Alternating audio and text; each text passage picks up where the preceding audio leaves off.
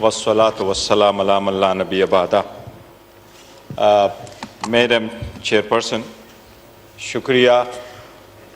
देखिए, हमने डिबेट शुरू की है प्रेसिडेंट के स्पीच पे, और प्रेसिडेंट का हमारे आईन में एक सिंबॉलिक स्टेटस होता है।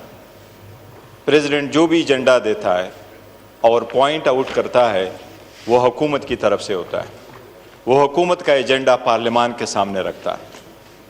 पहली बात तो यह है कि पीटीआई दौर की जो सदर की स्पीच है उनको उठा ले, उसमें 70 पॉइंट हुआ करते थे। इस मरतबा आप अपने सदर साहब की खिताब देख लें, जो इनका एजेंडा उन्होंने पुटअप किया है उसमें फ़कत 29 पॉइंट्स है। इस पर रिप्लाई करना, डिबेट शुरू करना, यह आईनी तकाजा है और रूल के मुताबिक अपोजिशन शुरू करता है। कल जिस तरीके से हुआ, मैं इसको इग्नोर नहीं कर सकता और ये हाउस भी इसको इग्नोर नहीं कर सकता। बात कहाँ से चली और कहाँ रुकी? वो लोग जो फॉर्म 47 पे चल के आते हैं, जो करप्ट सिस्टम के बेनिफिशरी है, वो इसी तरह बिहेव करते हैं जिस तरीके से कल ख्वाजा आसिफ ने बिहेव किया है, जब इसकी कंडेम करते हैं। मैडम चेयरपर्सन, ये लाजिम है कि हम इनको एक चीज़ ज़रूर बताएं कि पार्लियामान जब इस वक्त है तो मैडम स्पीकर आपसे हम मुतालबा करते हैं। ये मुतालबा हमारा चेयर से है, स्पीकर से है। इंडिया हमारा अपोनेंट ज़रूर सही, दुश्मन सही, लेकिन उनका 17वां लोकसभा चल रहा है। इन्होंने 17वें लोकसभा में 90 मेंबरान को एक्सपेल कर दिया फ्रॉम द हाउस, सस्पेंड कर दिया। आप कभी कंप्रोमाइज नहीं कर सकते इस हाउस के तकद्दुस पे और जो इनके मेंबरान है उसके तकद्दुस पे। उसने कल जो कुछ चेयर को कहा, चेयर उसको माफ करे, लेकिन उसने हमारे एक मुअज़्ज़ज़ रुकन के बारे में जो अल्फाज कहे हैं, हम सिर्फ मुजम्मत नहीं करते, हम चेयर से मुतालिबा करते हैं आप उसको एक्सपेल फ्रॉम द हाउस करो फॉर द रिमेनिंग सेशन। वो अल्फाज दोहराई वाले नहीं है, रिकॉर्ड का हिस्सा है, रिकॉर्ड का हिस्सा है, मौजूद है।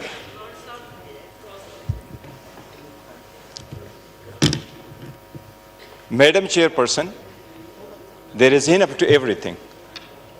उसको फकत इतना कहा गया कि ये अल्लाह के 99 नाम है, इसके नीचे आप खड़े हैं, ये अल्लाह के 99 नाम के नीचे फकत इतना कहो कि आप जीत चुके, हम आपको मानते। आप खुद हारे, चीच हारे, खुद हारे, आप हारे, आप हारे, आप हारे।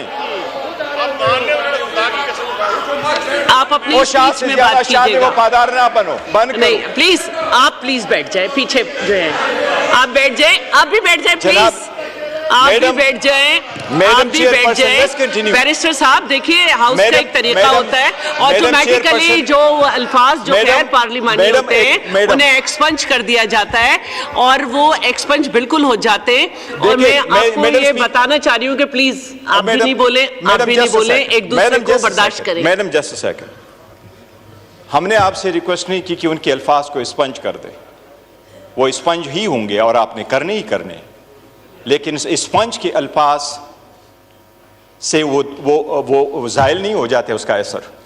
जब आप एक चेयर पे बैठे हों तो आपकी प्राइवेट लाइफ भी पब्लिक लाइफ है, और आपका एक एक लफ्ज़ आवाम सुनते हैं और देखते हैं, उसका एक इम्पैक्ट होता है। इसलिए सोच समझ करके हर लफ्ज़ इस्तेमाल करना चाहिए, और अगर आपने उनमें से एक को भी एक्सपेल कर दिया तो कोई और आकर के वो ऐसे लफ्ज़ नहीं इस्तेमाल करेगा। पहले दिन से हम आकर के यही चेयर को कह रहे हैं कि हम आपको सपोर्ट करना चाहते हैं, हम आपको मजबूत करना चाहते हैं, पर हम सिर्फ और इस तरफ ये कह रहे हैं कि आप अपने पार्टी के असर से निकल के बाहर आए, ताकि आप बनो कि आप इस हाउस के कस्टोडियन हैं, ताकि हम आपको सपोर्ट करें। मैडम चेयरपर्सन, इनको हम क्या याद दिलाएं? उमर अयूब खान साहब के बारे में जो उन्होंने अल्फाज कहे, we are so proud of him, we are so proud of his legacy. We are so proud of his family's legacy. वो इस ईवान में 22 साल रहे, न किसी ने करप्शन का इल्जाम लगाया, न misuse and abuse of authority का लगाया, और न ही किसी ने कोई एक इल्जाम लगाया कि इस 22 साल में उस बंदे ने एज नुमाइंदे की हैसियत से कभी एक लफ्ज ऐसा इस्तेमाल किया हो कि चेयर ने उसको एक्सपंज किया हो। And that is the reason we are proud of him. और इसी वजह से इमरान खान साहब ने उसको लीडर ऑफ द अपोजिशन बनाया है। जनाब स्पीकर, मैं जरूर कहूंगा कि हम पाकिस्तान के लिए कोशिश कर रहे हैं। जितने स्ट्रगल पाकिस्तान तहरीक इंसाफ के इन नुमाइंदगान ने की, आपको हिस्ट्री में मिसाल नहीं मिलेगी। किस तरीके से ये चल के आए हैं। क्या ये 18 महीने की हुकूमत इनको याद नहीं है?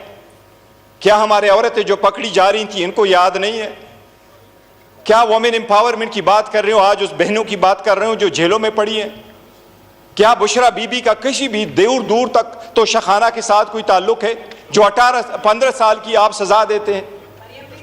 आप अगर किसी के साथ आप अगर किसी केस पे उसको जाके सजा देते हैं, बाकी औरतें हमारी यहां बैठी हैं। अच्छा, ये प्लीज आप अपनी स्पीच में रिप्लाई कर दीजिएगा, फिर दोबारा हाउस मैडम खराब हो जाएगा। मैडम, उसका atmosphere. Have order in your house, always enforce your order. जी प्लीज आप अपनी स्पीच में जवाब दीजिएगा, जिसको भी दरमियान में कोई सेंटेंस आ रहा है, कोई रिमार्क्स आ रहे हैं, कुछ आ रहा है, यही होता है सर। इधर भी मैं यही कहूंगा, और खास तौर पे जो आपके मैडम चेयरपर्सन, इंडिया की मिसाल देता हूं। 1500 कवानीन में उन्होंने तब्दीली करी इस लोकसभा में। 17, हमारा 16वां चल रहा है, उनका 17 पूरा होगा, 18वां आ रहा है। 1352 दिन उन्होंने पार्लियामान चलवाया, 1352 दिन। और ये हिस्ट्री में फर्स्ट टाइम है कि इंडिया में आज भी डिप्टी स्पीकर नहीं, उन्होंने डिप्टी स्पीकर का ओहदा ही नहीं रखा। 1352 दिन उन्होंने काम किया, 222 कवानीन पास करवाए, 222 कवानीन पास करवाए।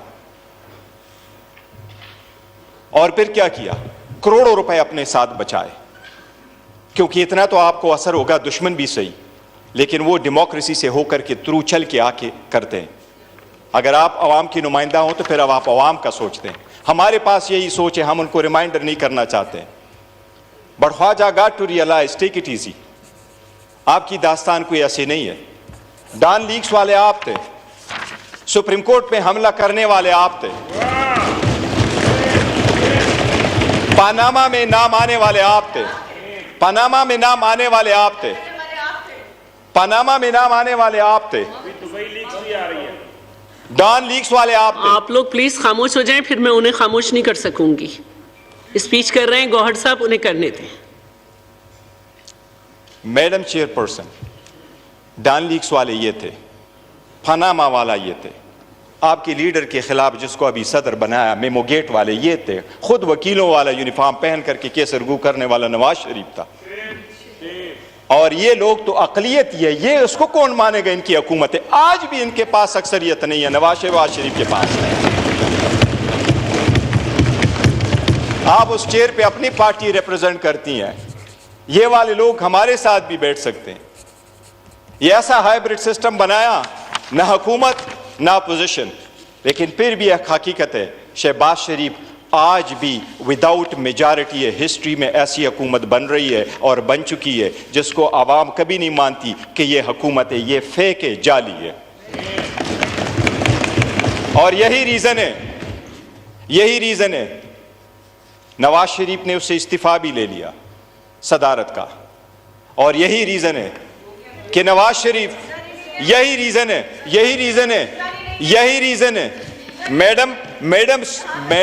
मैडम चेयरपर्सन, यही रीजन है नवाज शरीफ ने यहां खड़े होकर के इन लोगों को पीछे दे करके मुबारकबाद नहीं दी, बिकॉज ही बिलीव्स ये हारे हुए हैं। इस सब कुछ के बावजूद हम आए और हमने ये सोचा कि हमने चलना है आगे, हमने आगे बढ़ना है, इस मुल्क की खातिर बढ़ना है, अवाम के लिए बढ़ना है, जमहूरियत के लिए बढ़ना है। ये जो 3 नाम आपने इस लोगों पे लगे हुए इस असम्बली के, जमहूरियत, हाकिमियत, मसावात, इसके लिए पीटीआई आगे बढ़ रही है, वरना ये ख्वाजा आसिफ है, ये तो इकामा वाला है, कल दुबई में जाके काम करेगा। हमारे लोग क्या करेंगे? अब पाकिस्तान की अवाम की खातिर लड़े। हमने इकामे वालों को कहा, जब इकामे वालों के उनके औकात दिखाते हैं फिर ये जातियात पे आ जाते हैं। हम आपके साथ वो पॉइंट उठाना चाह रहे थे 29, आप अपना स्पीच उठा ले, 29 पॉइंट भी जिक्र करना चाह रहे थे, लेकिन अगर हम आना चाहते हैं, हम पार्टिसिपेट करना चाहते हैं, तो क्या इनको ये बताना लाजिम नहीं हमारा कि free and fair transparent election कैसे होते हैं? क्या फ्री फेयर ट्रांसपेरेंट इलेक्शन के लिए ये प्रोसेस था जो इलेक्शन कमीशन ने बनाया? आपने 175 पॉलिटिकल पार्टी में से निशान सिर्फ और सिर्फ पाकिस्तान तहरीक इंसाफ से लेना था। पाकिस्तान तहरीक इंसाफ जैसे इलेक्शन इंट्रा पार्टी कभी किसी ने दुनिया में नहीं कराए, इस मुल्क में नहीं कराए, किसी पॉलिटिकल पार्टी ने नहीं करे। इन सब ने एक एक कमरों में बैठ करके जाके इलेक्शन करवाए। मैडम चेयरपर्सन, पाकिस्तान की खातिर हमने आगे बढ़ने की कोशिश की, क्या वो मकामे वाले नहीं है, मुल्क की खातिर आगे बढ़ने की कोशिश की, ये सारा कुछ बुला की कोशिश की। इमरान अहमद खान साहब नियाज़ी जिसका नाम है, वही ये कह रहा है कि मेरे ऊपर जितनी ज्यादतियाँ हुई हैं मैं माफ़ करने को तैयार हूँ। हम बरामदा ऐलान कर चुके हैं, लेकिन उसकी रीज़न क्या है? इस मुल्क की खातिर आपने कितने केसेस बनवाए? आपने 203 केसेस बनवाए, केस आफ्टर केस आपने बनवाया। इस्लामाबाद का ऐसा पुलिस स्टेशन नहीं है जिसमें आपने केस रजिस्टर नहीं करवाया। इस्लामाबाद के कवानीन जो अप्लीकेबल है उसमें कोई ऐसा क्रिमिनल लॉ नहीं और सेक्शन नहीं है जिसमें पुलिस ने कभी केस रजिस्टर किया हो और खान साहब पे वो रजिस्टर ना हुआ हो। इन सब के बावजूद आपने उनसे निशान भी ले लिया, लेकिन अल्लाह के रहम करम से अवाम ने साथ नहीं छोड़ा। अवाम ने सारे निशानात पहचाने और उसके निशानात की वजह से, खान साहब अल्लाह के रहम की वजह से, खान साहब की वजह से ये 90 मेंबरान साहिबान आज आपके सामने बैठे। और एक इफेक्ट हमारे 180 हैं। काकड़ साहब सही कह रहे हैं, फैक्ट्स एंड फिगर हम दे चुके हैं। हमारे 180 मेंबरान हैं, 180 हमारे मेंबरान हैं जिसका हमने पूरा डिटेल दिया हुआ है। इसके बावजूद कि हमारे साथ ये ज्यादतियाँ हुई, हम पार्लियामान का हिस्सा बने। हमने रिजिग्नेशन की तरफ नहीं गए, हम धरने की तरफ नहीं गए, हम बॉयकॉट की तरफ नहीं गए। हम बार बार चेयर को कहते हैं, कल चेयर से रिक्वेस्ट करते रहे कि 1 मिनट का टाइम दे, पर्सनल एक्सप्लेनेशन के लिए टाइम दे, लेकिन चेयर ने टाइम नहीं दिया। क्या चेयर का टाइम देना नहीं बनता कि पोजीशन की इतने मेंबरान को टाइम दे? क्या पर्सनल एक्सप्लेनेशन पे भी टाइम नहीं बनता? क्या अगर पर्सनल एक्सप्लेनेशन पे बात की जाए तो वो म्यूट किया जाए और उसका स्पेस ना मिले? क्या पाकिस्तान में ये आज एक मुसल्लम उसूल नहीं है? आप उठाएं, जो रिपोर्टें अभी इंटरनेशनल आई है उनको उठाए। पाकिस्तान तहरीक इंसाफ इस वक्त 70% पॉपुलर पार्टी नहीं है इस मुल्क की। क्या इस वक्त पाकिस्तान तहरीक इंसाफ इस मुल्क के सबसे ज़्यादा पॉपुलर पार्टी वमेन में, यंगस्टर में और ऑल वॉक ऑफ लाइफ में नहीं है? क्या जो इंडिपेंडेंट रिपोर्ट्स है उन्होंने इसको एडमिट नहीं किया? उसके लीडर को आपने जेल में रखा और फिर आप कहते हैं हम कानून की बालादस्ती चाहते हैं। आप वो लीडर को जेल में रखते हुए आप कह रहे हैं कि हम इंसाफ दिलाएंगे। आपने नवाज शरीफ को जिस तरीके से ट्रीट किया, जिस तरीके से आप उठा कर के लाएं, अगर उनको ये कहें कि आपका जाना भी मुतनाज़ा था और आपका आना भी मुतनाज़ा है, आपका सीट भी मुतनाज़ा है और आपकी पार्टी भी मुतनाज़ा है। अच्छा, तो आप वाइंड अप कर लें, 15 मिनट्स पूरे हुए हैं। कितने मिनट्स हो गए? 15 मिनट्स। आप 156 पे स्टार्ट लिया था। मैं कुछ मजीद गुफ्तगू करना चाह रहा था, अगर आप ज़्यादा टाइम देती है तो फिर करता हूं। मैं चाह रही थी कि थोड़ा ख्याल कर लें फिर आप कर लें, क्योंकि जो बातें हो रही हैं वो तो रोज़ ही होंगी ना स्पीच पे। मैं ये जिक्र ज़रूर करूँगा जनाब स्पीकर, मैडम चेयरपर्सन, हम चाहते हैं पाकिस्तान हो जिसमें लिबर्टी और जस्टिस फॉर ऑल हो, जिसमें रूल ऑफ लॉ हो, जिसमें जमहूरियत हो, जिसमें आज़ाद अदलिया हो, जहाँ जजेस के घरों में कैमरे न लगे, जहां जजेस के अजीज़ों को ज़द-ओ-कोब न किया जाए।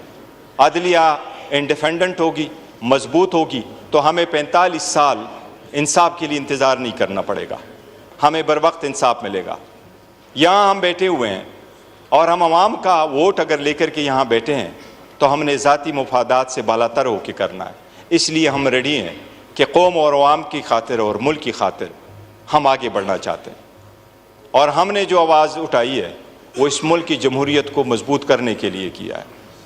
अदरवाइज़ जो सख्तियाँ हमारे साथ होनी थी वो हो चुकी हैं, और पाकिस्तान की अवाम अच्छी तरह जान चुकी है कि असल जमहूरी लोग कौन है। Thank you madam speaker. Thank you.